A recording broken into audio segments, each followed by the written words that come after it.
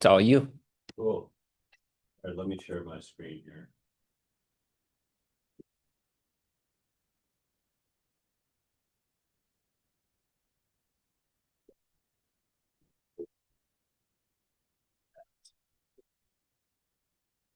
I'm gonna share my whole screen because I'm gonna end up going to a few different places. We'll have a good demo. Oh, let me turn on my microphone first. All right. Yeah, so I think we're getting Do I have to mute that somehow? Uh, yeah, so I Was the had microphone already? Was it yours? yeah, I have mine open. oh, is it my microphone? Yeah, is yours on? Maybe. Oh, yeah. There. Okay, cool. Can everybody hear me? Okay, good. In still getting a few, I guess it's just from up there somewhere. There's like a speaker up there. Yeah, it's the room speaker. Oh, you can turn off your mic. Oh, Mic will pick you up. okay, cool.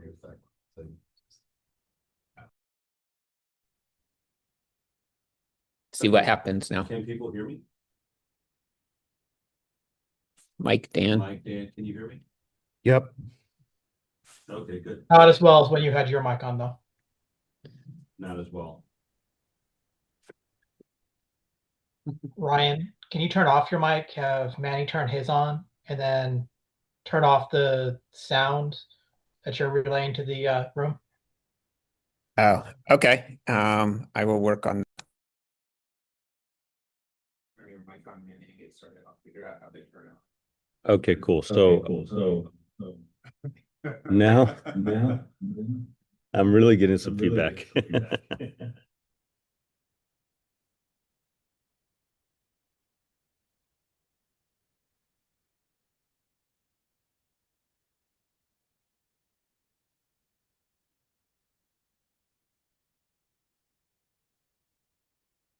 Right now. Okay, how's it? Okay, good. Can people hear me? Sounds great on our side. Okay, I don't see anybody, but oh yeah, there they are. I see. Okay, hopefully people can hear me. Yeah. All right. Can you guys give me a thumbs up if you can hear me? Dan and Mike? Yeah, cool.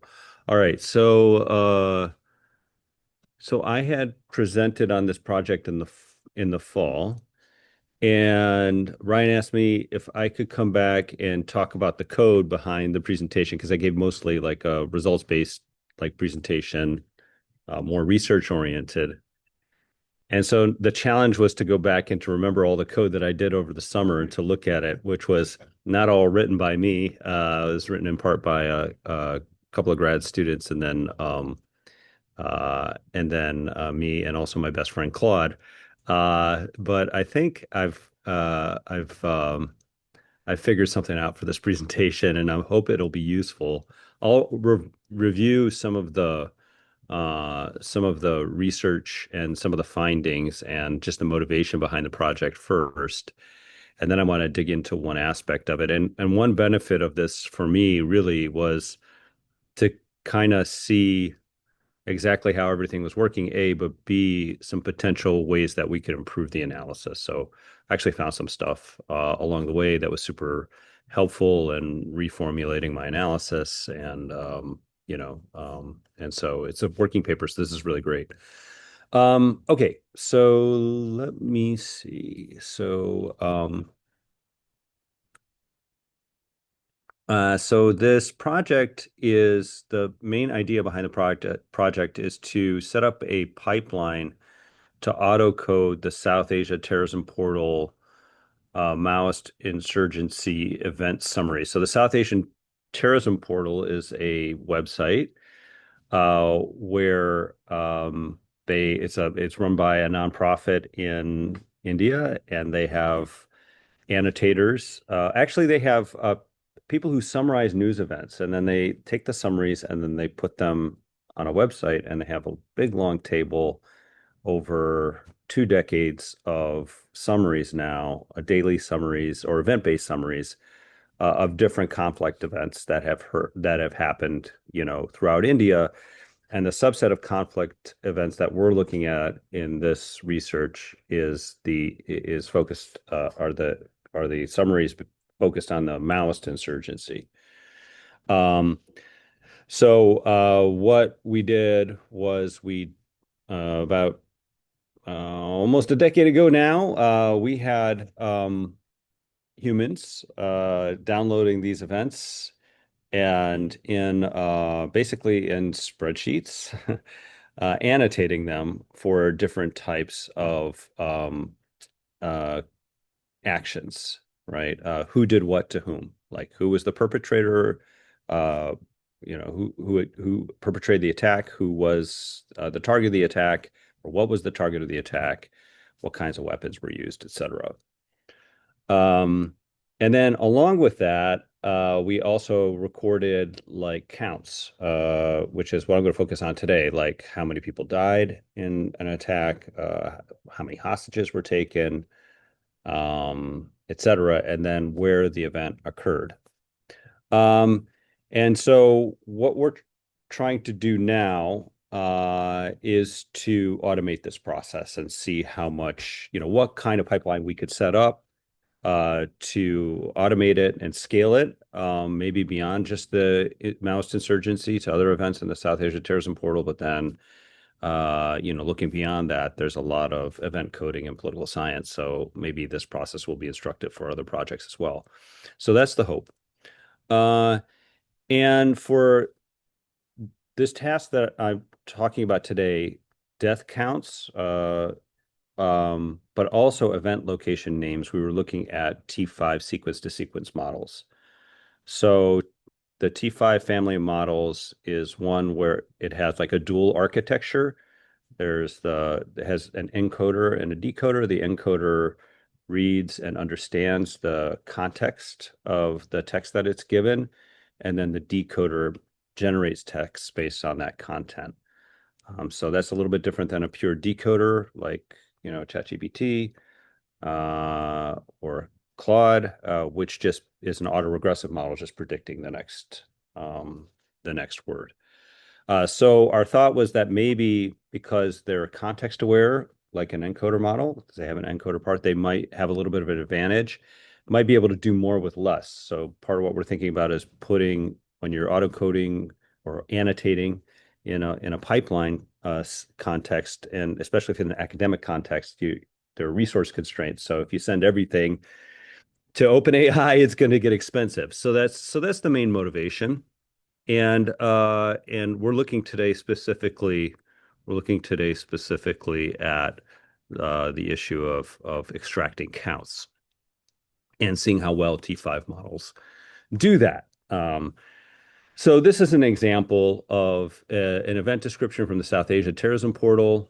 It says the Nalgonda District Police killed 4 CPI Maoist cadres in an encounter on the outskirts of Yelamanugudem village in Gorumbudu Mandal, which is an administrative division. Unconfirmed sources said that a senior second-rung leader, and I'll skip the names, was among those killed. And so the question is, how many people died in this attack? So that's what we want to predict.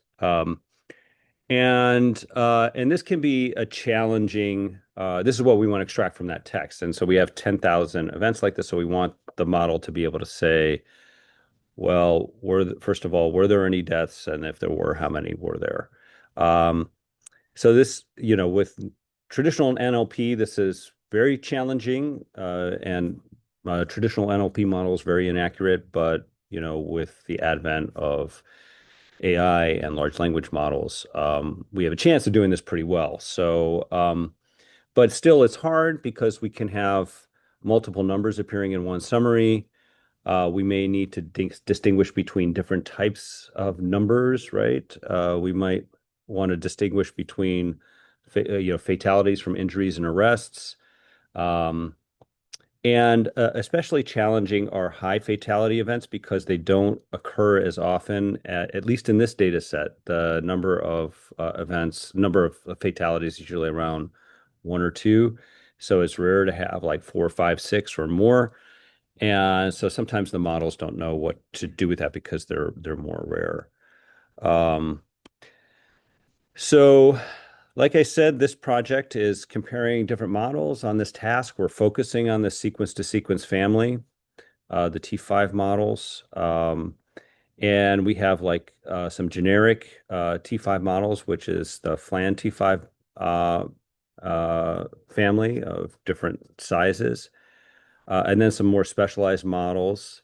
Like IndicBART is one that looks specifically at or is trained specifically on Indian language texts or South Asia language texts, which we thought. MT5 is one that's focused on, I'm forgetting the difference between MT5 and NT5 now. I have to go back and look, but one of them is focused specifically on numbers, on counts or math and numbers.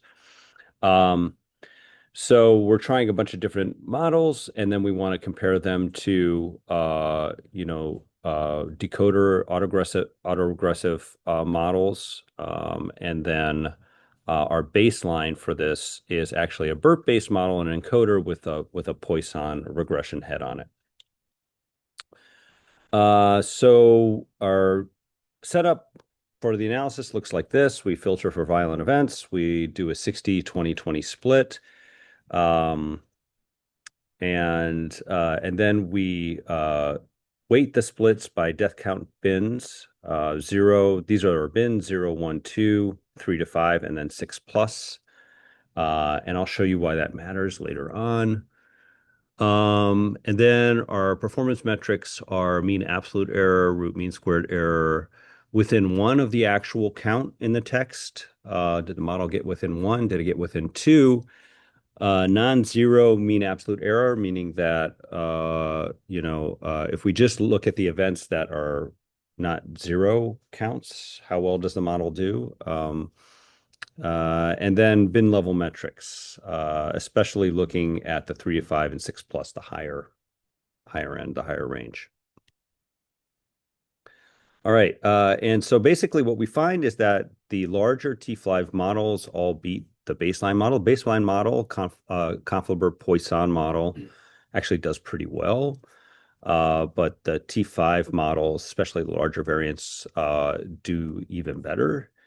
And I don't have the comparisons here with the decoder models, but I can show you that later if you like. I showed that in the last presentation, so I don't want to dwell on that. So the Indian language model doesn't really. Yeah, the specialized models don't maybe do as well, except for the NT5 small, that one, but that, yeah, it does better than Conflabert, but yeah, the Indian language model is definitely not performing substantially better, or from a statistical standpoint, it's not statistically different from Conflabert-Poisson.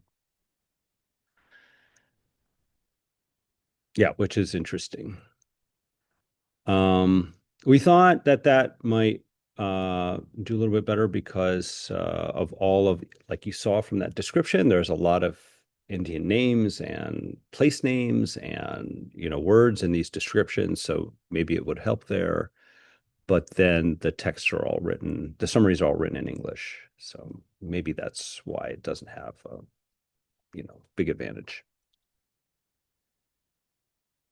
Now I thought what I would do is just kind of show you the code base and do my best to show you the setup, since that's sort of the spirit of this group. And it's quite a sprawling code base, in part because I like to try to I think all of us like to make our code modular, and so, and also just readable. So I stick a lot of the utility functions in a utils folder and then import them into the main notebook. But I'll go through the main notebook and then and talk about some of the important functions. And I think, based on the time that we have, I'm probably going to focus on these extraction utilities and for reasons I'll tell you in a little bit. Um, the parser I found is actually maybe a weak point that could potentially use some improvement. Um, and I'll explain what I mean by that. And then tell you a little bit about, generally what I found when I went through the code base with more of a like a fine-tooth comb and what kind of changes I have planned after doing that exercise. And then along the way, I'd like to get your feedback. So if you see something that you might want to change or you would change or do differently, or if you have any thoughts or questions, definitely let me know. All right, so I'll show you first, and I can put in the chat. I'm doing this all out in the open. So this is all on my GitHub. So this is the repo for the project. And I'll stick it in the chat, and you'll notice that in some ways it's organized, in other ways it's not, because it's kind of ongoing. But the key thing that we're going to be looking at here is the models section, and we're here in the count model. So I have three sort of papers planned on this before I kind of actually get around to building the pipeline based on the research that we're doing.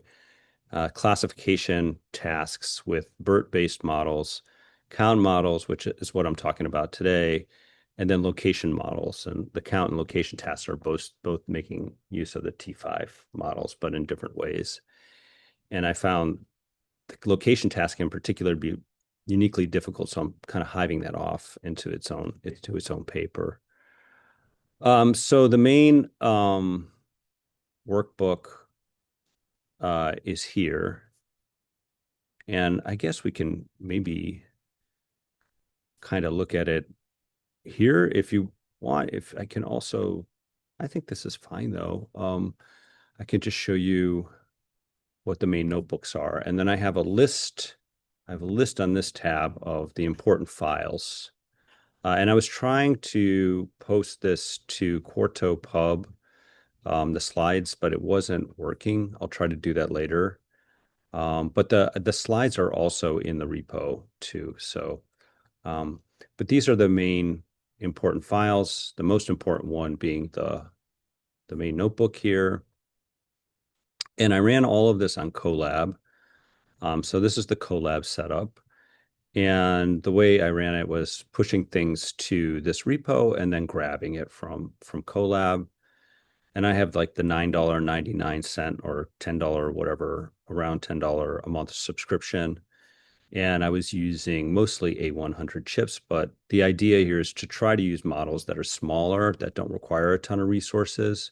So these could be run on smaller GPUs, or even potentially some of them could be run locally. So this is a library import and all of the imports. And as you can see here, I have a bunch of utility, functions that I have that are spread throughout this utils in this utils folder, utility folder.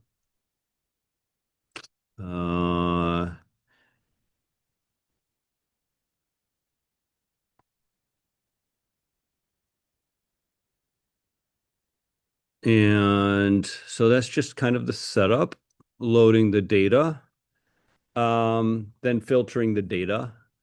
Like I mentioned, we do these steps where, first we're kind of taking this data frame and kind of sizing it down to mostly what we need. And we're mostly interested here in looking at the incident summaries. And so we have two types of models, but ultimately, we're doing some fine tuning too. So we're fine tuning both the sequence to sequence models and the and the BERT-based model with a Poisson head. So we're looking at total fatalities as the target variable. Doing some summarization of the data, some brief visualization. Again, I ran all of this on Colab, so it's not set up to run locally, so I can't show you what all that looks like, but the code does run. Setting up the train test splits, right? This is all pretty straightforward, I think. Saving the splits, and then testing, in a very small way, some of the key utility functions, and in particular, extracting. This became actually, when I was going through the code base, this became a major focus for me. How well, if we're prompting the LLM to give us back a very structured output, but as well as I do that when you prompt an LLM, it doesn't always follow your instructions exactly. So if it doesn't give us back the structured output, then we need to have a function, and that's an extract number function that will take the text, because ultimately this is textual output that we're getting, and convert that into a number. So we want to see how well it does at that. So we're testing that. I'm going to talk more about that function later on. Setting up So it's outputting to like a JSON file, then you go to the JSON file and look at it. Exactly. Pull out the number out of the RAM if it too much. Exactly. Yeah. Yep. So then, from there, just setting up the training configuration. And then we have each model in turn in the notebook. So we start off with the NT5 small. This is the numeric reasoning specialist. I was kind of puzzling which one's MT5, which one's NT5. So then we're loading, prepping the data, loading the model on the tokenizer, and tokenizing the data set, converting the textual descriptions into numeric representations, then configuring the training arguments, the specific training arguments for that model, initializing the seek-to-seek trainer, because we're fine-tuning these models, and then generating our predictions and evaluating. And this is where we're doing, once we have the prediction, we ask the model basically how many fatalities were there in this conflict event? Please return a number. And then we take that output and then we extract the number from that output in this step here.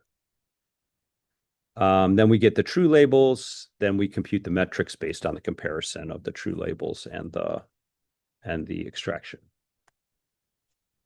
So I guess conceptually, I have E5, right?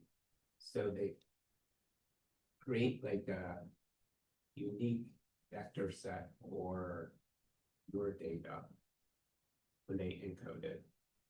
Then when you prompt against it, it just tries to find the closest vector and pull a number out of that vector. That's basically the concept. Yeah, I think so. I'm not sure exactly what's going on under the hood in terms of like at a vector level. Yeah. But it's basically, yeah, reading the context left to right, right to left, and then storing a representation of that. Then you prompt it, how many fatalities were there? And then based on that question, it's referencing that context and giving you a result. Right. Yeah.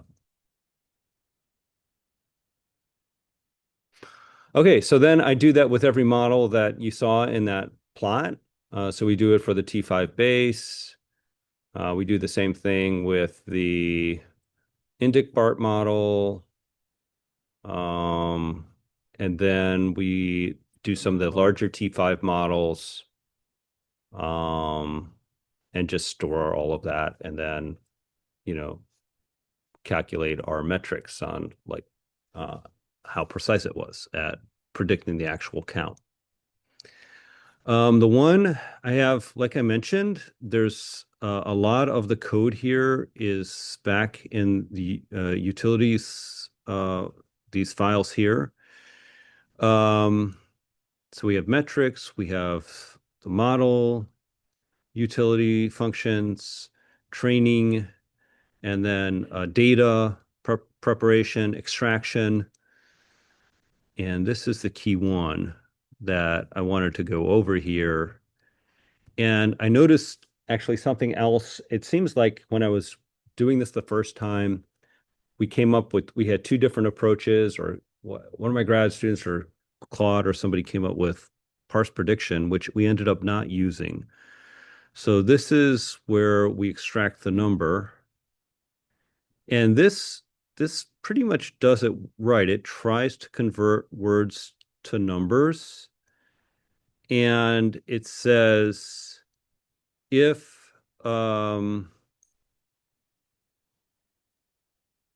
if the extraction fails, return none, which is the right thing to do. But then when I look back in the notebook, I noticed that when I look back in the notebook,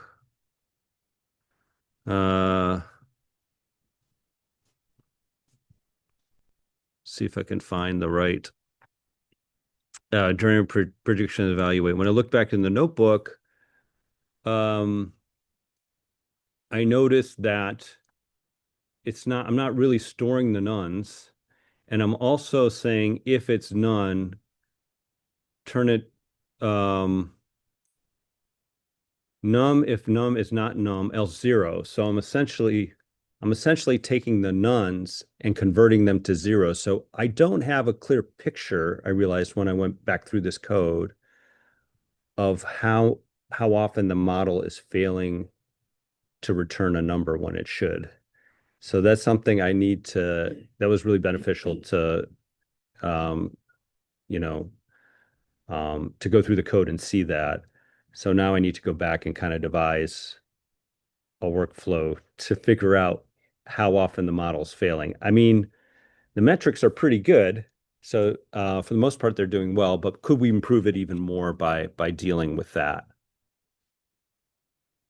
And I think that's interesting about that, because I've experienced the same thing. Like I thought it was working one way. Yeah. Until I finally got to a line of code and I was like, oh, it's not actually working the way I think it's working. Yeah. It has to be. Yeah. And I've been thinking more about like the difference between using Claude and Codex for development versus science. Yes. And I think that we haven't really. My feeling is, we should. yeah, we're all in like an arms race to get our papers out now because we can do the analysis and everything so much faster. But then is there going to be this wave of papers later on that uncovers all of these flaws that were introduced and these bugs that were introduced through vibe coding? Like our engineering colleagues, where things actually depend on their analysis to be perfectly accurate. Yeah, that's right. But so much gets hidden, and if you can't, we have students coming through who aren't able to read the code to figure out where it is not right. That's kind of a different skill than writing code from scratch. Yeah. But it's a set of skills you kind of have to still develop. Yeah. Like be able to look and see like, oh, it's looping over this and then it's doing that. And oh, there's a problem like yours. It's returning everything returning all your nuns to zero So it's hiding those failures from you. Yeah. Um, Yeah. Mike had a thought on this. Go ahead, Mike. Well, not on this, but I had a more general question. How you were dealing with edge cases? So Was that? how are you dealing with edge cases, specifically when there's things like 5 died, another 15 were injured, 4 later died of their injuries, kind of thing, or there were 35 people involved, 6 survived. So the negative connotations. Looks like you're looking for key terms in terms of numbers and then parsing that as opposed to the mathematical representations of your key death indicator. So we run into Yeah, that. mostly I'm just kind of leaving it up to the model to do that work for me, as opposed to trying to parse out like and make and engineer like a way to catch those fine-grained distinctions myself. So um so I'm just kind of fine-tuning the model and saying, here's the data, here's the target variable, and how close do your predictions come, and how can you adjust your weights to get closer to what the human coders found when they annotated this. So that's the kind of brute force um Yeah. yeah approach. But I think what this is, well, let me just kind of, because this ties into something I was going to say more towards, I talked about the parser reliability already, so I'm not going to dwell on that, but the bin performance. So it's like, in some ways, you don't even care whether it's like how it knows that, you know you know it's matching you know uh what humans were thinking when they looked at this textual description and they said, oh, well, it said 15 people died later, so we don't know, so we're just going to code the one, or whatever the decision process was. You just want it to replicate that, right? But it does become an issue when, like, if we're looking at, this is the bin count, this is the bin count, the mean absolute error by bin, and you can see it's much higher you know for the higher bin 6+ in particular. And so I think that, like, that is where it becomes relevant, because the model's not doing well on those. Those are probably the most consequential events in a way, right? The high count events where lots of people died, depending on your perspective, but you definitely want to kind of get those right. Like when there's a big event, you want the model to tell you, yeah, this many people, this is what was reported, this many people died, but it's not able to do that because there aren't enough examples. So what I would like to do is go back to some of those examples and see, devise ways of improving there. Might be right. It might be as simple as the language says there's 0 survivors on that flight instead of, Yeah. So, I mean, I think it's a process of discovery, going through some of these descriptions and seeing if, is it something like that? There were 0 survivors, and so then it has to deduce based on the number of survivors, like how many people died, or, then there's some technical ways we could think about dealing with it too, like oversampling the rare bins, or penalizing for example, loss weighting, penalizing the misses for the rare bins more, or data augmentation, et cetera. So there are other things that I have in mind for how to improve the performance on the rare bins. But yeah, definitely. Oh, so yeah, you had a follow-up. Just to tell you what we did for laser, which has a similar general issue. We use a golden data set, which is a series of right now 10, but we're developing 100 representation data set. And we've artificially injected quite a bit of edge cases into there. So not oversampling necessarily, but we've created synthetic data that actually deals with some of these issues and done quite a bit of cross-coding on it. So not just a single representation, but 4 or 5 different codes for the same golden data set. So it's not given the single best answer, it's given multiple similar answers, which tends to, at least in our experience, do a better job at increasing accuracy long term, rather than just giving a lot of different examples with one true answer. So I'm not sure if that's a solution here, but the type of issue you're running into seems to be much more common when you start digging than I would hope in a lot of these types of LLMs. And we actually got to the point where the T5 models were just giving us such problems because of the encoding step that we went to more standard FiOS encoding that we have more control over in that process. So just You feedback. you went from T5 to what? So we essentially took the T5 and said this is a simpler task than us doing the encoding step ourselves. Mm-hmm. So fed the data directly in, had to do the encoding for us, and we decided that wasn't necessarily the best way to do it. So we're doing the encoding much more manually now. I don't want to go too deep into how it's done because I didn't do the work, but Mm-hmm. T5 is a shortcut to some extent for some of this work, and because our data is really complex with hundreds of thousands of possible encodings Mm-hmm. rather than just numbers and that kind of thing, we ended up having to be much more constrained in the process. And it may come down to looking at the T5s as a short-term shortcut and then looking at a more manual process long term to get that accuracy up. Okay. Yeah, I'd be interested to follow up with you later about like what that manual process would look like. Yeah. But definitely I think data augmentation is a good uh, a potential solution. I've had success with that and classification tasks for another paper. So maybe that would work here. Um, or another idea is instead of doing single shot, which is what we're doing now, do few shot you know um examples for on the LLM side. So see if that we get better results there. I part of this project is also looking at the decoder models and comparing them to sequence. So which I didn't show here. um but yeah, so those are really great suggestions. Any other questions or thoughts? Yeah, so I guess you used Claude a lot for this. We get back to the earlier comment around Claude for science versus Claude for production. What are your current thoughts on that? Like, in working with your students, how are you thinking about it potentially differently?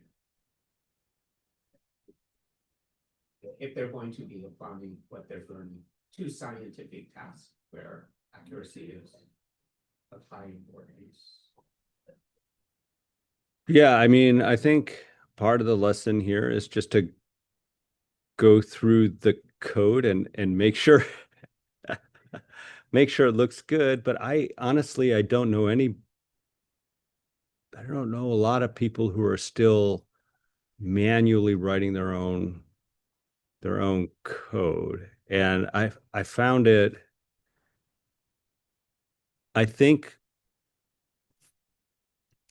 for me, the prompting process and being very specific with that and having an expectation of like what you want and just making sure that your expectations have been met and that it's producing what you want it to produce. I'll say just from my personal standpoint, my own personal coding background, I have an easier time when it comes to like R code, because that's what I was trained in, and that's my bread and butter, that's my daily workflow. So when I tell the LLM to do something for me in R, I can immediately go and see, first of all, you had a smell test, like does it look like, what you expected? Did you get reasonable results? But then spotting the problems is a lot easier. But of course, you know, not, you can't do everything in R. So I think it's partly a process of just getting better at coding in different languages and figuring out um what the likely pain points are, where you might expect to see errors like that one. um yeah. Yeah, there's a lot of, so like in the code base I'm working on right now, there's a lot of places where it fails silently. That worries me. Yeah. But trying to figure out how to solve that. Yeah, once you get used to it, writing like 50 files for you in a minute, it's hard to go back through those 50 Yeah. and really. I mean, yeah, I mean, What is it we doing? it's a trade-off, and I always feel like pangs of guilt when I get all this code back and it works and I'm getting these great results, because I'm like, really, this should have taken me a year, to figure all of this out. um I think just as a community we have to figure out, like, just and I think it's just going to be a process of trial and error and conversations like this, like what's a good workflow or set of procedures for you know uh checking over your code, make sure everything's right. So I've been following a blog of an economist. He just started using Claude Code in the fall. He's been blogging about this experience. The other week he had an interesting observation, I guess. Not sure if it's inside observation. But he feels like 2 years ago, if he had an idea, he could sit on it for a year or so, kind of let it, didn't have to do much with it. He could do it then in a year. It might take him 6 months to do the analysis, and he could still be the first to market that type of Yeah. if his idea. It's like, doesn't feel like he has that time anymore because other people are using Claude Code, Codex. Yeah. And so it's just gonna put more pressure on us to have to move more things more quickly because Yeah. more people can compete with us in this space because our intellectual moats aren't there anymore. Yeah. It took a long time for someone to learn what you did, be able to do what you're doing, and now that time still long, but probably not nearly as long. Yeah. I just always interesting. I guess I would say two things. So when this is still a working paper, so I feel comfortable saying this because I am going back to the code now and I'm looking at what I did. I wasn't gonna just vibe code this and send it out for review, right? But when I did the code, I had to give a presentation based on this idea because the abstract had been accepted, and so I was under time pressure. So I was trying to code as fast as possible. I was trying to get the results as fast as possible. Um, and I mentioned that feeling earlier, like being that pang of guilt, like I just got all this code back. And part of that is, yeah, this should have taken longer or more resources or something. Maybe I should feel liberated by that. But then also part of that is just like I wasn't in the loop. I wasn't fully in the loop. It's like if you had a team of grad students and they did all the work for you and you had no idea, you didn't do any quality control, you would feel like a little uneasy with that, right? So I guess I would say two things. One is like you can use these tools in two ways. You can just, give it a prompt and tell it to, work for however long to get it done without really looking things over. You can try to make sure that you stay in the loop at each step. So I think that's important, staying in the loop as you're coding with the tool. Um, and then the other one is to use the LLM as a critic, right? Because you can say to it, oh, my colleague and I coded this up or whatever. You can give it some sort of adversarial. You can tell Claude that Codex came up with this code, and can you find any flaws? And it'll give you a list of things, and it's usually pretty good. And then you can pursue those. Uh, but I think staying in the loop is actually is the better thing if you can do it. One of the things I've been telling my students, this is not so much in the coding realm, but just generally using AI is like, don't just start typing, into the system, like actually write it out longhand first. So you really think through what it is you're asking. And then when they get the results back, they're much more critical of the results. There's something about the engagement. I Yeah. haven't done like that sort of disengagement that you're talking about, just like, oh, throw in something and it gives me something back and I don't even have to read through the whole thing. Right. Like something about getting them to think it through first on their own causes them to really interpret and be critical of what they're getting back, much more than just like, well, more laissez-faire way to do it. Yeah. And I think that comes out of a deeper experience too. For me, this is sort of a new project in a new realm of like social scientific analysis. And I think in political science, it's still fairly new. Even though these models have been around since like for a decade, some of them.